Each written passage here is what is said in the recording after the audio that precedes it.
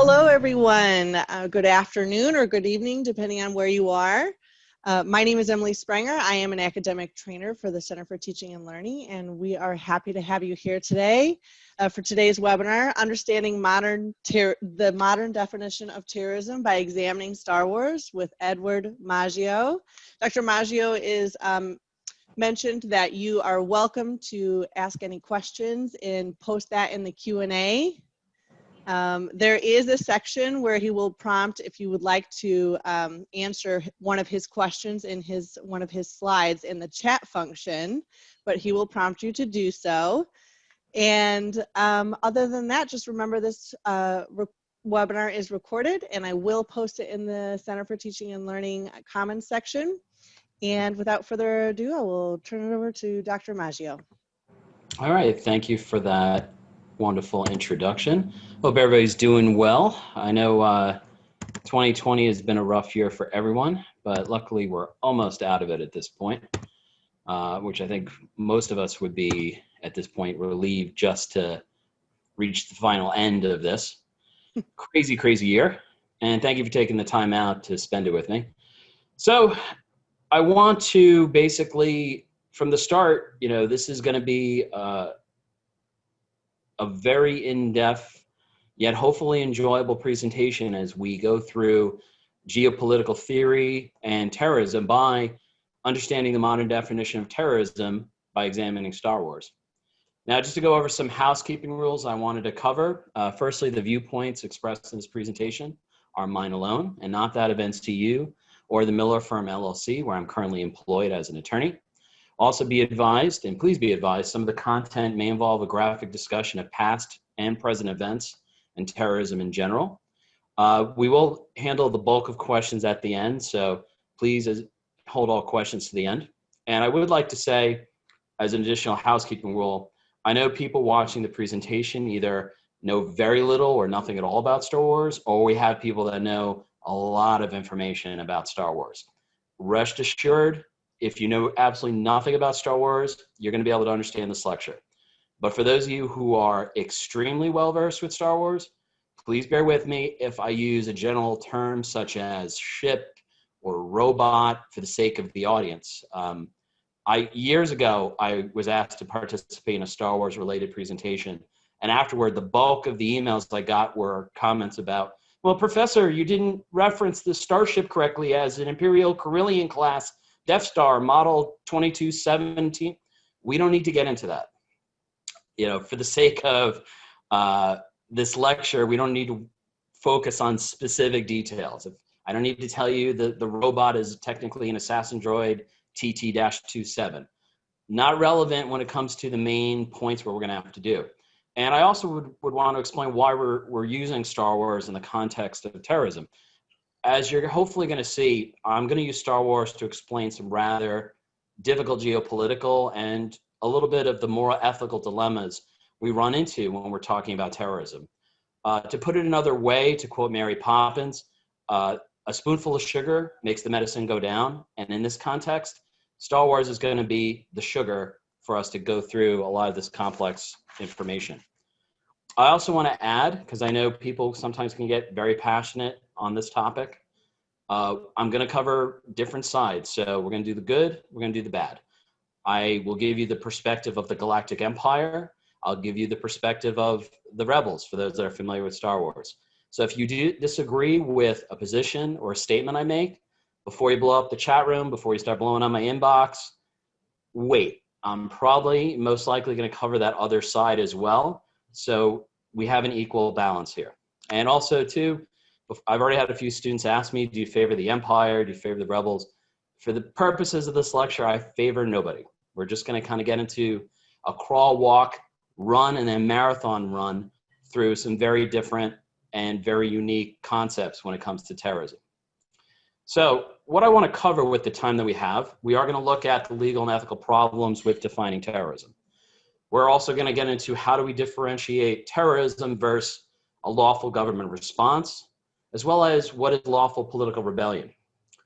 We're also going to do a discussion on Rogue One. Specifically, we're going to put them on trial, not a full trial, time permitting. There's going to be more of the People's Court version of a trial. where we're going to examine the Rogue One team for those who have seen the movie. Are they political freedom fighters fighting against a corrupt and unilaterally dangerous government and state? Or are they terrorists in the purest sense of the word? We're going to cover both sides of that. And then lastly, we're going to get into a discussion as to what's going on in the country very briefly. How do we differentiate what is a lawful protest group versus what is an actual armed, potentially domestic terror group that is in the United States? So I'm hoping as we go through these concepts, by the time we get to the end, you'll be a little more well-versed, that you'll be able to make your own analysis and determinations when it comes to this topic. Now, the origins of this lecture, because I know many people like, how did we even get to this point? For those that didn't see my last presentation, I addressed my law office's work against nations that sponsor terrorism. And my office represents terrorism victims, and specifically the last lecture, we got into a discussion of our work and specifically our case against Sudan before the US Supreme Court. And with that, we got into the discussion near the end during the Q&A and even some of the emails I received afterward involving perspective. And one of the common questions that I was receiving was, well, hey, professor, it's a little bit complicated. How can one group be called a terrorist group when, if you kind of look at what they're fighting for, maybe they are really correct in calling themselves political freedom fighters? And that really got me thinking when I was seeing all those emails and messages during the Q&A and afterward, you know, there's something here that we potentially can expand upon from the previous lecture. But I do have to admit, and I have to confess, the real inspiration from this lecture is not from me, it's not from the previous presentation.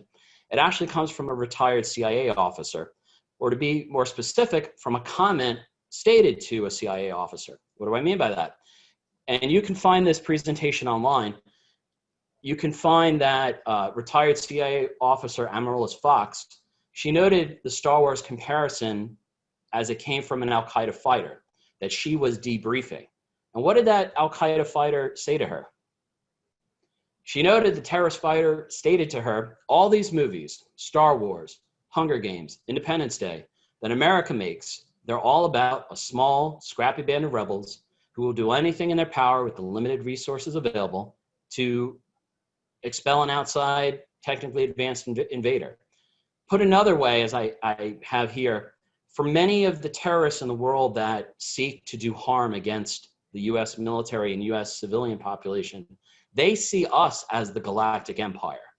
And when you think about that, that's kind of a scary thought, that we view them one way, they have a completely different view based on their experiences. So we have to ask ourselves, if we're defining them as terrorists and they're defining themselves differently, what's in a definition? Well, first thing I want you to know, and hopefully this is one of the bright line concepts you take away from the presentation, there is no universally accepted definition of terrorism. Within the United States, different organizations view them differently. Between different countries, they have different ways of defining terrorism. For the purposes of discussion, I do have one of the US definitions, but our definition here is completely different if you look at Israel. Israel has a definition where they put a greater focus on targeting civilians, targeting government infrastructure, attacking people based on religion. Now, if you look at another country such as France, their civil code and criminal code for terrorism has an exhaustive laundry list of any type of specific incidents they consider terrorism or supporting terrorism or being logistical support for terrorism. It makes us ask ourselves, why is this so complicated? And for some of you, you may be even thinking, I don't see how this is a complicated issue. You do this, that's violence, you're a terrorist. Why are we having this discussion, Professor? But this complication, this lack of uniformity, to be frank, I hope you see by the end of the presentation why it's so complicated. Why it's not easy for, if you put representatives from 180 plus countries in one room, none of them will agree on what should be the definition of terrorism. But we're going to at least shine some light on this and get into further detail. So I find sometimes the best way to kick off a complicated set of information that has to be learned is by diving into it and playing with scenarios. So here's your first scenario. Imagine the following. A group of militants engaged in an act of unprovoked destruction targeting a military location being worked on by civilian and independent contractors who were living at the location. These militants then escalated their activities towards a small-scale attack. While military targets were the priority, the end result was the actual destruction of the location itself and the deaths of all the innocent people on site, along with any intended military targets. Now, reading this, even if you just hearing it for the first time, you kind of, your head's got the mojo going. You can look at this and kind of say, this sounds to me like terrorism, what this group of militants did. Unprovoked destruction, killing civilians. This is horrendous. Of course, this has to be terrorism. I even have that US definition again. And we're thinking about this, and most of us can kind of nod our heads that, yes, this sounds like terrorism. However, we have a roadblock, our first of a few. It's not so simple, because what if I told you what I just described was the rebel attack on the Death Star? Uh-oh. Now some of you already, you're perking up in your chairs. Wait, whoa, that doesn't seem right. That's not fair. Well, let's dive into the Death Star a little bit. For those that are not aware, there was a lot of people living on that Death Star. And I have here, it's amazing, the Star Wars universe, what information you can find. So the Death Star had a military force, yes, that's true, of quite a number of soldiers, over 52,000 gunners, over 600,000 troops, over 180,000 pilots. But there was a civilian support staff living there of over 308,000. Let me put it another way. There were civilians on the Death Star, and I know this is science fiction, but hang with me. There were innocent people working on the Death Star. Cooks, janitors. What about Janice from accounting? Imagine Janice from accounting. She comes into the office on the Death Star. Maybe she just got promoted. She's got her coffee cup. She sits down. Maybe she's got that poster on the cubicle. It's got the cat holding the wire. Has a cute inspirational message like hang in there. Or maybe it's an Ewok doing the same thing. Who knows? She's typing along. She hears some noise above her. Oh, there's a little bit of rumbling. Boom. She's gone. Turned into galactic space dust because some hillbilly from Tatooine fired into a porthole, destroying the entire station. There was a lot of innocent people killed by Luke Skywalker. But we're kind of looking at this and we're kind of like, so I already can see people watching this either now or they're going to watch it later, be like, I really don't care, Professor. The Death Star is a horrible, horrible station, and the Galactic Empire needed to be stopped. So I feel you, and I sense most of you who are hearing this, seeing this, you don't have any qualms about the Death Star and all the innocent people that were killed. You don't care about Janice from accounting, which is quite sad. But if we take that same scenario I gave you and I applied it to, let's say, real life, would you feel differently, such as the Benghazi attack? And specifically, what do we have there? 9:40 p.m., September 11th. Members of Ansar al-Sharia, the terror organization, attacks the American diplomatic compound in Benghazi. That leads to the death of the U.S. ambassador, Christopher Stevens, and a U.S. Foreign Service Information Officer, Sean Smith. Then at 4 a.m., there's an attack on September 12th, a mortar attack on the CIA annex. Now we have CIA contractors killed, Tyrone Woods, Glenn Doherty, 10 others wounded. And we have the State Department that designated Ansar al-Sharia as a terrorist organization. Now, I understand, putting aside the fact the Death Star is science fiction, Benghazi was a real incident, we do have to ask ourselves, are we seeing that we have the ability to view the two different situations and come to different conclusions based on the facts? In other words, can we kind of use our gut feeling and a little bit of reasoning and say, okay, we're going to call the first one as okay, as a lawful incident where the rebels attacked the Death Star, but Benghazi, we're going to go in a different direction. We're going to agree it's terrorism. That's why I want to kind of dive into how we're able to define these situations in such different ways when violence is present in both of them. So if we're going to talk about definitions, let's go to some of the definitions. So as a starting point, I went to the dictionaries. And if you look at the Oxford Dictionary, you look at Merriam-Webster, you do see the language, and I highlighted some key components of these definitions. you do see what emerges is that there's a focus on circumstances, intent, and targets in terms of the language used in these definitions. This is the same case when government agencies, law enforcement, when they decide to draft and define terrorism, they use the circumstances, the intent, and the targets as how, in a way of creating the specific definitions they wish to use for coming to terms with terrorism.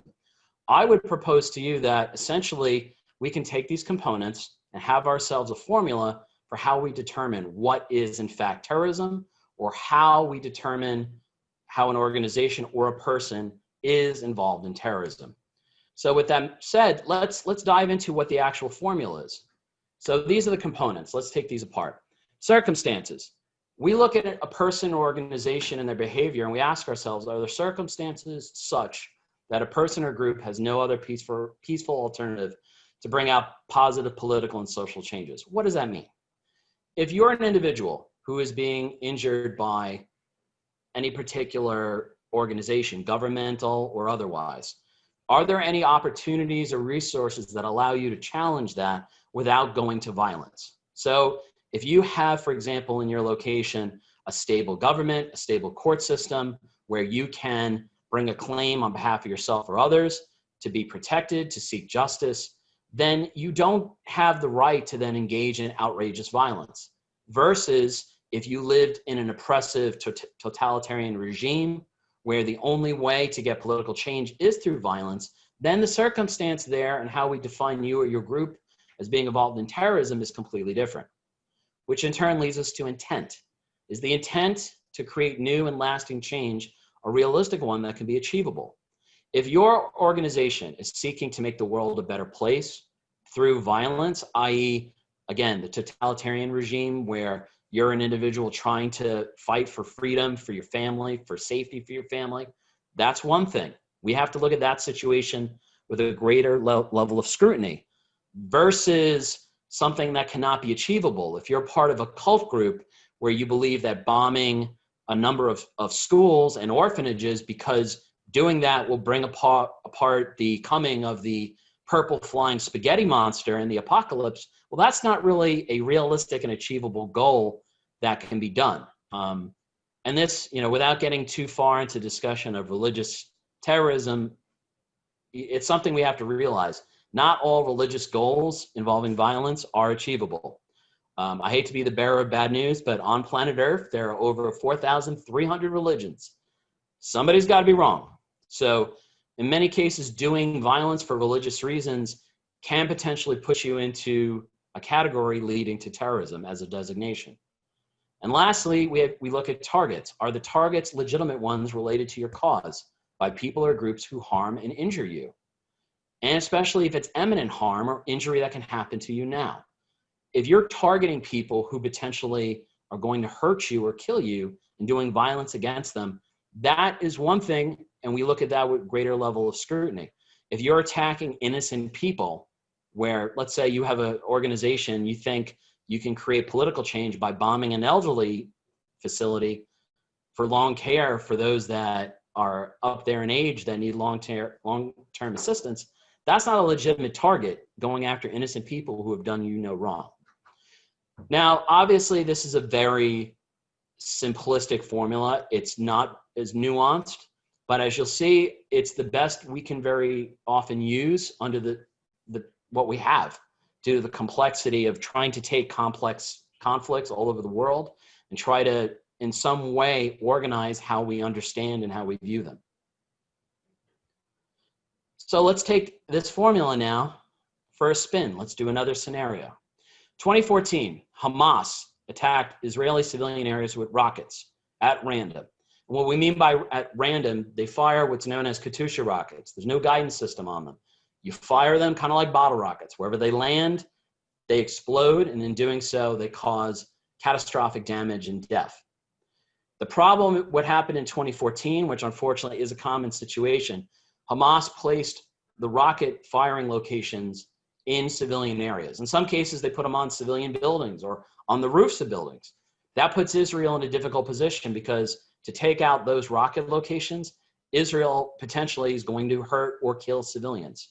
What did Israel do in 2014? Israel then used TV and radio broadcasts, phone calls and text messages, even leaflets to warn innocent civilians to leave the areas that would be attacked. And then they attacked those locations.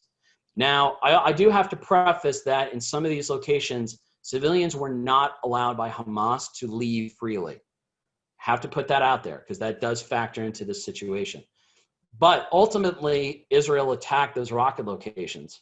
And specifically, too, as I have here in red, they wanted to send a message to Hamas that terrorism would not be tolerated.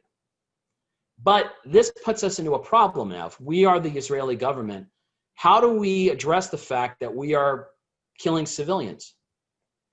Or as I have Darth here with his hands up saying, look, I'm just doing my job. We have now a second roadblock.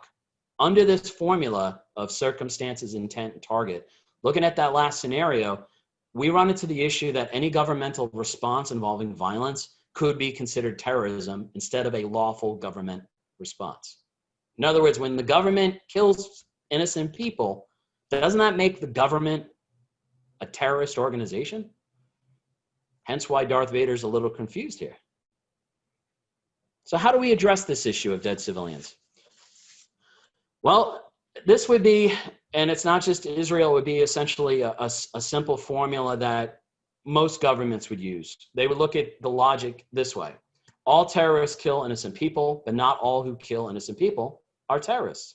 The difference here lies in the intention, or specifically the intention of the person or the group doing that killing. So if the death of an innocent person was either your goal or the means by which you accomplished your goal, you're a terrorist. If the death of an innocent person was not intended and it happens, well, you're not a terrorist, though your action may be morally wrong. I also want to be clear. I know the previous lecture, we had certain individuals with a philosophy background getting into discussions of what's moral, what's unethical. That's something I'll do a little bit during the Q&A, but I'm not saying that killing somebody is not without moral problems. The loss of any life is a tragedy. But from a legal concept, we're talking about how we determine when the government is acting lawfully or is the government in fact infringing on rights or taking away rights by engaging in outrageous violence. That's where our focus has to be here. But it's not that easy. As I mentioned in the previous slide, Israel's perspective here would be, well, we didn't have the intent to do terrorism, therefore it's not terrorism. But does that hold up water? And I want to use this comparison, and as things would have it, I'm going to involve a recent news incident. Let's talk about another movie. For those that have not seen this movie, Late Night on TNT, we have The Jackal, which The Jackal involves, it was based off a famous book, Day of the Jackal, which is in turn based off a famous terrorist, Carlos the Jackal, who was a terrorist for hire. And that's the same case here. Bruce Willis plays a character. He's hired by the Russian mafia to engage in a terrorist attack, specifically against the First Lady of the United States. How is he going to do that? Well, he's designed a remote control crew-served weapon, a machine gun, which he attempts to kill the First Lady in the movie. Luckily, he's thwarted. Hate to be spoiler alert for you, but there's a happy ending. And now this seems ridiculous. A terrorist using a remote control machine gun to take out a target. Ludicrous. Except the fact a couple of days ago, that's exactly what Israel just did. For those that saw in the news, that Iranian scientist, Moshe Farizita, was assassinated by an Israeli assassination team. What did they use? They used a remote control machine gun, firing out of a truck. Didn't we just see that in the description of the Jackal? Well, that's what they did. The truck then exploded. And by the way, this was done on Iranian soil. They attacked a scientist on Iranian soil because they posed a potential threat. If we're using that term, does intention resolve the issue of if you're the government, have you done violence that's improper? Well, we have a problem here now. Because based on what just happened a few days ago, just on the analysis of what we have, circumstances, intent, and targets, we're running into a problem. So what are we missing? Because we are missing something here. At this point, I know some of you are starting to get a bit confused. Totally understand. I propose to you that the circumstances, intent, targets formula is missing a crucial element, one that helps us define what is terrorism, what is lawful governmental response, especially governmental response to terrorism, and I'll add further how we determine what is lawful political rebellion. But I do have to add, before we go further, I'm going to throw another curveball set of scenarios at you. So let's take this one, the King David Hotel incident. I want you guys to follow along with me. Tell me, is this terrorism or was this political rebellion? For those who are not familiar with the King David Hotel bombing, essentially you had the Irgun, which was a Zionist organization. They had a goal of driving the British out of Palestine following the end of World War II. The British were controlling the land and the areas. The people living there wanted their own homeland, which later on would become the nation of Israel. In order to facilitate that, they made the decision to bomb the administrative headquarters of the British government, which was located in the King David Hotel. They carried out the bombing. 91 people were killed, 46 were injured. But yet, this specific incident in 2006, as I have on the slide, this was celebrated in the nation of Israel as a legitimate act that helped bring about Israel's independence. But wait a minute, this is a bombing. Innocent people got killed. That doesn't make sense, Professor. Now, some of you, if I didn't have you confused earlier, now you're even more confused. But let's take it a step further. This is where we get to the audience participation phase of this presentation. Can anybody guess who this is? Because I understand, I'll give you one hint, because I know not everybody knows Middle Eastern history and politics. This is not somebody from the Middle East. Can you guess who this is? He was a behind-the-scenes leader of much of the planning that went on to motivate the population to rise against an oppressive governmental regime. As William Hallahan puts it, to get absolute power he wanted, he employed every terrorist tactic he could think of or copy from others. Blackmail, intimidation, house burnings, barn burnings, beatings, premeditated riots, political stagecraft, combined with sophisticated political and legal stratagems. So for those of you who are live with us, and I know I have a few of my students who I warned them when we got to this part of the presentation, they could email me. What do we think? Do we have any particular guesses who this could be? Usually something I could see people guessing Hitler, Stalin. Is there anybody in the chat room that we have? Any good guesses? I was going to say I did go ahead and let everybody have access to the chat. We have a few answers popping in right now. Anything good? We have Hussein, we have George Washington. Those are all good.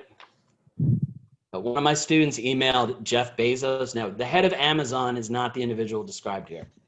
If he's burning barns to protect Amazon's supply system, we have a whole nother set of problems. Anybody else have any guess? A couple more seconds. Any more guesses? It says not a clue. Too many to choose from. What's one of the answers? Oh, gee. No, it's not Carol Baskin either. That's a whole other lecture on that topic. And no, you're not the student that just sent. No, you're not getting extra credit. I'm sorry to break. That's a whole different lecture on that TV show. A few more just popped in. Oklahoma City bomber Benjamin Franklin. All right, we're getting closer.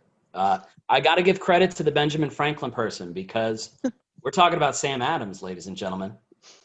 But wait a second, that's the beer guy.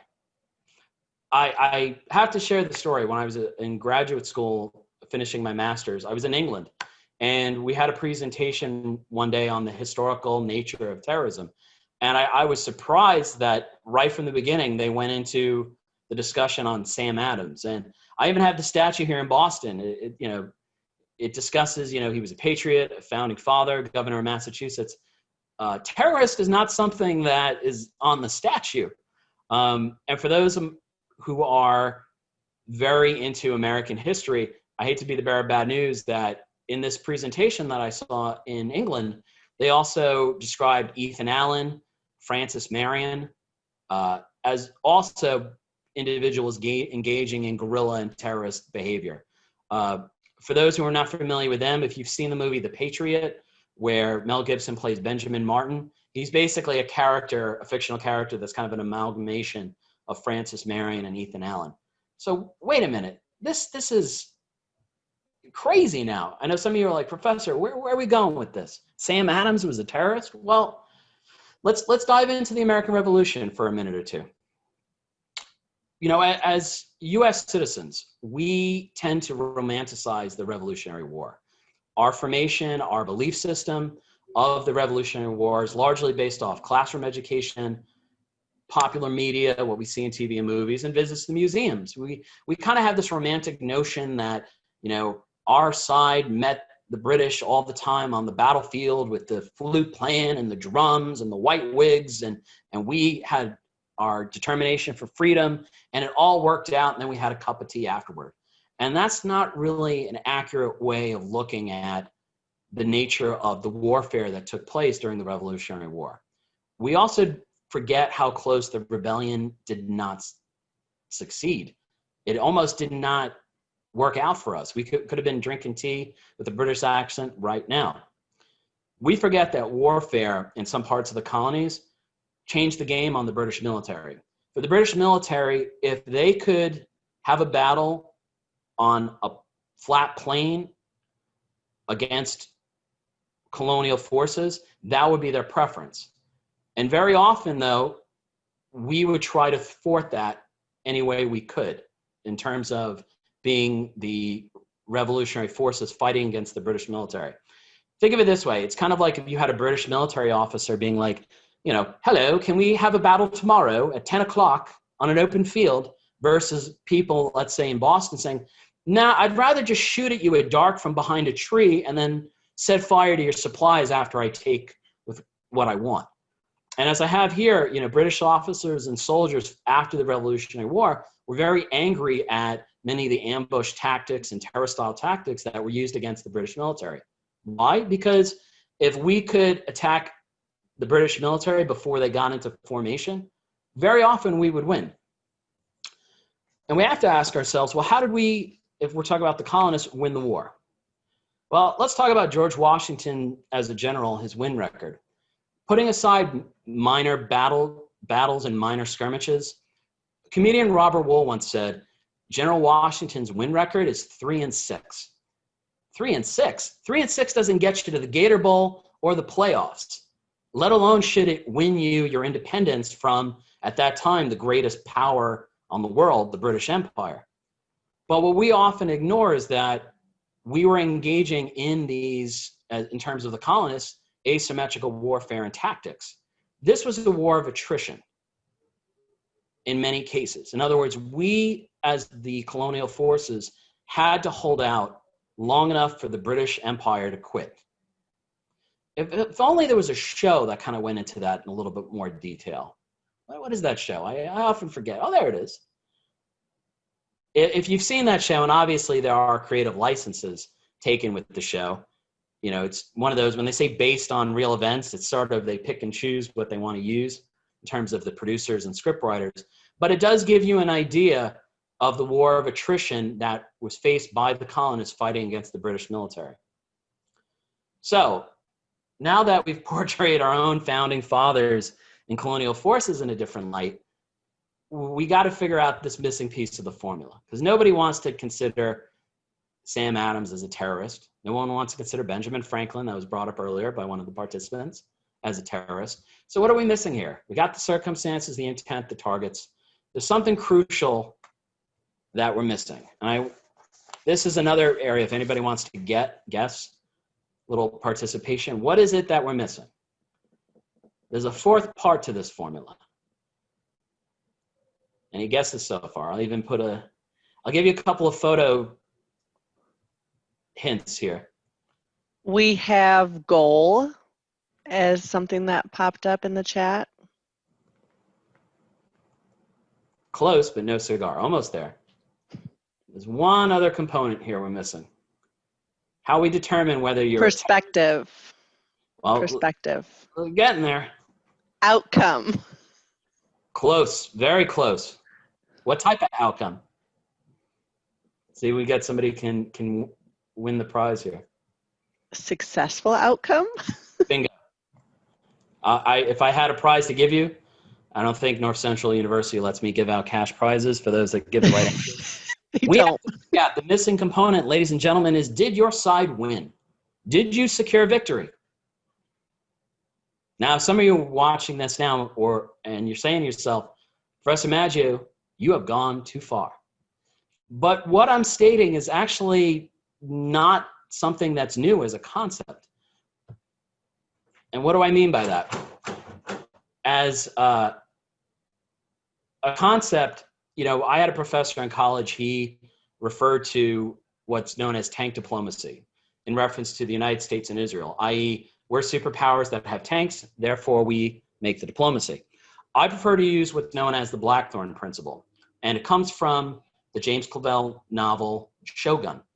For those that are not familiar with it, the movie or the book, essentially what it's about is in the late 1500s, you have England and the Netherlands fighting a war on the high seas against Spain and Portugal, supported by the Catholic Church. You then have a British navigator by the name of Pilot Major John Blackthorne, who's on a Dutch ship from the Netherlands that shipwrecks off the coast of Japan. He's arrested. The Spanish and Portuguese ask Father Acevedo to go to the Japanese ruler, the closest ruler that is, and see if we can have this Englishman put to death. Blackthorne is arrested. He's brought before Lord Toranaga, who's the provincial ruler and soon to be the supreme military leader of all Japan. He's going to be the shogun soon.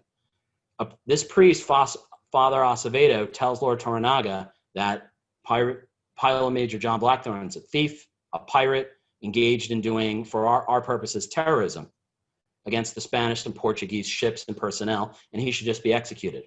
Lord Toranaga, being the smart man that he is, realized this is a nuanced situation. Rather than just put this person to death, he decides to talk to him. And what ends up happening is the following dialogue, which is in the book and it's in the movie. Lord Toranaga, therefore, the Netherlands, your allies, are in a state of rebellion against their lawful king. They're fighting the Spaniard. Toranaga, isn't that rebellion? Yes or no? Blackthorne, yes, but they're mitigating circumstances, serious mitigating circumstances. Lord Toranaga fires back. There are no mitigating circumstances when it comes to rebellion against a sovereign lord. And then Pilot Major Blackthorne says the magic phrase, unless you win. And at that, Lord Toranaga laughs because, as he states, you've named the one important factor mitigating factor when it comes to essentially status. Ultimately, Lord Toranaga was smart to wait things out. The British defeated the Spanish and Spanish and the Portuguese on the high seas. They basically ensured their position so that someone like Pilot Major John Blackthorne could never be defined as a terrorist or a pirate. Put another way, if your side in a conflict is victorious, you not only get to write the history books, but you get to write the definitions in your favor. Now, I know some people are now hearing this, and in terms of the moral and ethics again, this is maybe a little offensive to you. Rightly so. I would agree with you that the idea that if you win through violence and might, you get to determine your status and the definitions. I would agree with you. That, unfortunately, is not the nature of this presentation. This is essentially, this formula, the 4 parts, is our best guess attempt in many cases to try and understand and analyze a situation involving terrorism violence, and for us to make, at least from a human effort, a feeble attempt to try to understand and define what is terrorism, what is lawful government response, what is lawful rebellion. Now, with that said, I know some of my students were dying to get to this. We're going to put the Rogue One team on trial. And for those not familiar with the Rogue One team from the movie, this was the team of people who on their own engaged in specific acts of violence against the Galactic Empire, including attacking stormtroopers, convoys, engaging an attack on an Imperial facility, and then later on attacking another facility in order to steal the plans of the Death Star, which later on was used for another attack leading to the Death Star's destruction. So as promised, I wanted to put them on trial. So let's start with the position of the Galactic Empire. If I was the prosecutor, my opening statement essentially would be, as the prosecutor for the Galactic Empire, I'd like to bring to your attention, ladies and gentlemen of the jury, the following.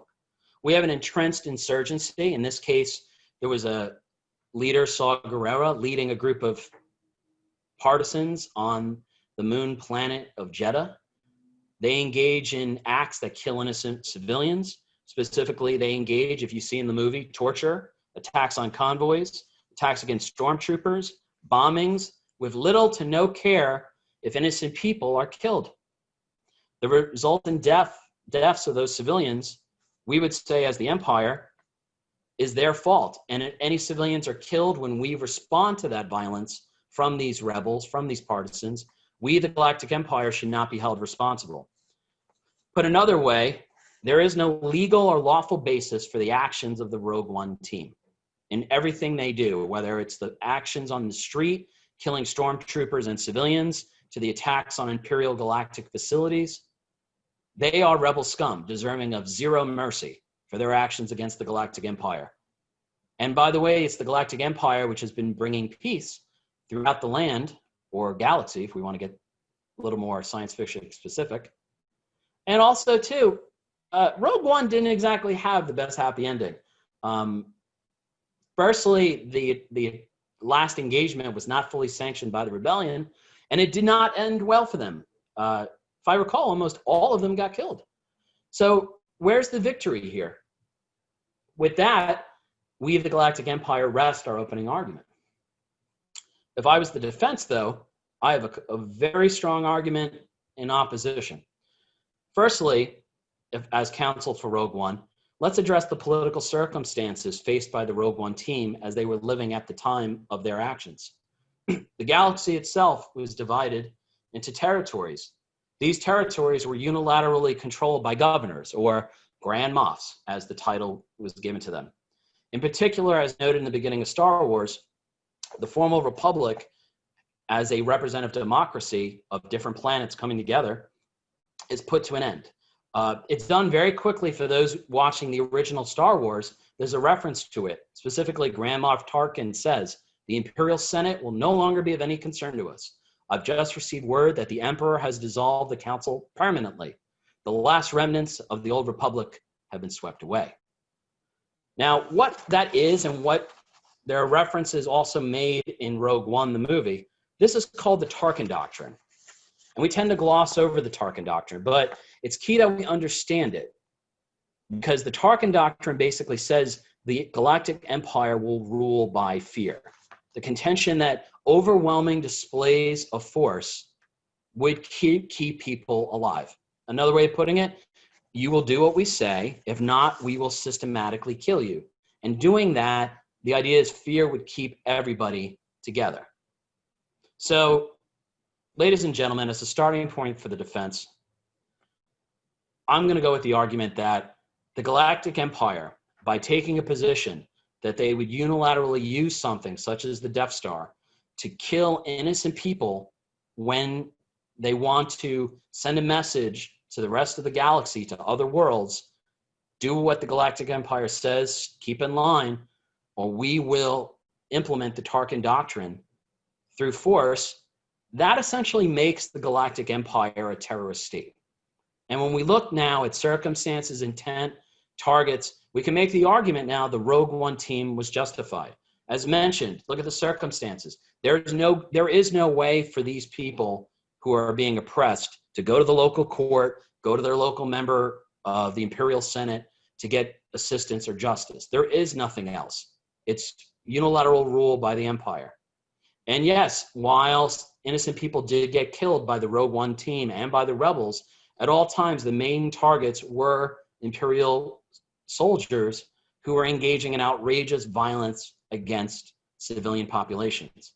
Also, for those that saw Rogue One, you're most likely aware of what happens. The city of Jeddah, in order to send an example, they used the Death Star to wipe the entire city off the map, killing all the innocent people that live there. A just government doesn't do that. A terrorist state does something like that. And also, too, let's not forget the nature of the Death Star itself. We have a space station capable of firing a beam so powerful it destroys planets. And for the rebels, this is what they're up against, literally survival. And one of the most simple yet effective arguments we can raise here is that the actions taken by the Rogue One team were necessary as a matter of self-defense. If they did not engage in this violence, if they did not steal the plans to attack the Death Star and ultimately destroy it, they would not be alive under this oppressive regime. See, for those of you who were upset me talking about the Death Star, I told you I'd come back. I told you I'd get to the other perspective. Also, let's talk about victory. Yes, at the end of Rogue One, it does not have the happiest ending, but if you stay tuned, things work out pretty well for the rebels. They ultimately secure victory and put the government down. Now, I want to now, get back into the discussion of reality. And I want, now that we've got this formula, we've gone through the crawl, walk, run phase of using the formula. Let's apply it to some real world examples, something a little more recent. So right now, unfortunately, the last 2 years, there has been a huge concern for domestic terrorism. For law enforcement, it's a difficult time period to try to figure out what group here is just a group trying to lawfully promote their rights and protect their interests versus what is a potential domestic terrorism group. And specifically, we've got a lot of militias, a lot of anti-government groups. Some of the militia groups we have, and I have, there's 273 that we know that are documented. Unfortunately, that number may go up higher before the end of next year. But some of the big ones, the BASE, the Boogaloo Movement, the Oath Keepers, NFAC, we have militias in every state. And it becomes difficult for law enforcement and the federal government to figure out who is potentially a domestic terror threat, who is a lawful group of citizens looking to protect their rights. And by the way, I'm the group with the Hawaiian shirts, that's the Boogaloo Movement. I don't know what's worse, some of the concepts that they're putting out to the public or the choice of fashion, because if it's not summertime, you shouldn't be wearing Hawaiian, shirts, but that's a whole nother issue. But I do want to take one group and let's use this formula that we've now gone through and let's see if we can apply it. So let's talk about the BASE. The BASE is one of the more controversial militia groups located out of northern Georgia. And let me give you some information about them and see if you can make your own determination.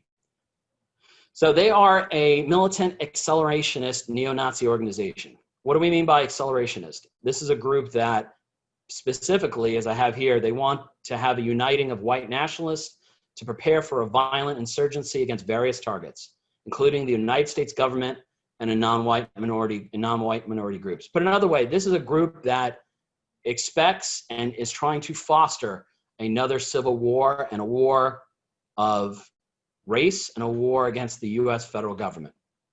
They're organized into cells, they have operational security, they do training, and ultimately one of their main goals is the overthrow of the current federal government regime, AKA the United States government, and to create their own white political state.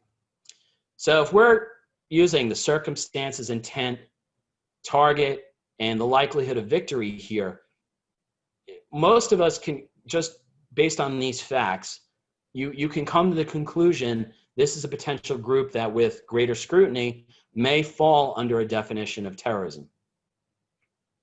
Now, I always get asked, well, if you don't like the fact that there's all these different definitions for terrorism, what would be your version? Well, here's just my take on maybe a new type of definition for terrorism. I have a terrorist or terrorist organization as one that chooses to engage in outrageous violence in order to achieve its own goals by targeting any person, place, or thing as a potential victim with no justifiable reason to engage in such violence and with no clear way to ever achieve their set objectives.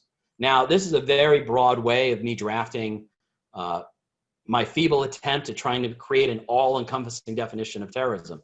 Now, would this ever be adopted by any organization or government? No, because at this point, and here's one of the bright line slides here, I hope I've shown you that ultimately no group or government agency can agree on a definition due to, one, their own perspective and historical experiences, So for example, when I talked about France and Israel, both countries have experienced terrorism in different ways with different incidents. So of course, their definitions of terrorism are going to reflect their history and the experiences they've gone through. But also, too, definitions of terrorism no one will ever agree on because there's always a fear of potentially being considered or labeled as a terrorist themselves. When government agencies draft a new terrorism law or related law, in my area of practice of law, this becomes a huge concern when they're drafting it, because the last thing they want to do is draft language that implicates their own actions as potentially falling into a terrorism category. But it also raises the issue, and I have the quote here from Nietzsche, that when government and people combat terrorism, there's always that concern that we don't engage in actions that put us in a position where we're infringing on the rights of others, such that we then become the evil that we are trying to fight in the first place. Or as Nietzsche put it, whoever fights monsters should see to it, in the process, he does not become the monster. Woo! I know this is a lot of information. I do appreciate your time. I know this is a lot to process. I did say, as Yoda stated on the slide, it is complicated. But I do want to, paraphrase George Bernard Shaw, who said, if you're going to give information to people that may get them upset, you may have to do it with humor and be entertaining so they don't kill you. So I hope I was successful in showing Star Wars as a way to kind of understand these difficult geopolitical and legal concepts. But I do want to say, because I know there's going to be a lot of disagreement with what I put forth here, I hope there's at least one thing we can all agree on, and that is this guy is just cute. I'm sorry. This was one of the few good things about 2020 that came out. I don't know anybody that hates Baby Yoda. I mean, how can you be upset at Baby Yoda? I mean, even I got one. He's a little. And with that said, I do appreciate your time. I'm always available. If you, after the lecture, you'd like to contact me, send me an email, call me at a reasonable hour. Questions are always welcome. And with that said, I think we can go to the Q&A. We do have a few questions. And I'm just going to grab, if nobody objects, I'm just going to get a quick drink of water, but start. Not objecting, not at all. Okay, let me see here. So one of the questions that we have, what is the definition of violence? Cyber terrorism does not usually result in deaths, and there are no guns pointed at innocent civilians, but society still considers it a form of terrorism. It sounds like your formula may take violence out of the equation. Is that what you intend? No, I wouldn't. When it comes to cyber, it's a little more complicated because we can define cyber, depending on how it's used, as potentially terrorism or violence. Even as I mentioned, the French definition focuses that the use of computers and cyber can be terrorist activity. But again, it comes back to the intent. What is your intent? And with cyber, we have to be very careful because most locations, most jurisdictions, when they use definitions of cyber, they're referring to traditional crime, i.e. theft, identity theft, harassment. It can include violence, but it depends on what the cyber violence is and what is the intent. For example, if I'm ISIS and I broadcast the execution live to people and send it using cyber technology, and or I hack a bank account in order to get funds to fund the next terrorism operation, essentially the cyber component can be a bridge before or after to violence that's going to be occurring by terrorist groups. Okay, thank you for answering that. There was another question that had to do with military. I'm not quite sure. Marilyn threw this in the chat, and it was a little ways back. She mentioned something along the lines of, does this include our military during combat? Actually, this was a big issue.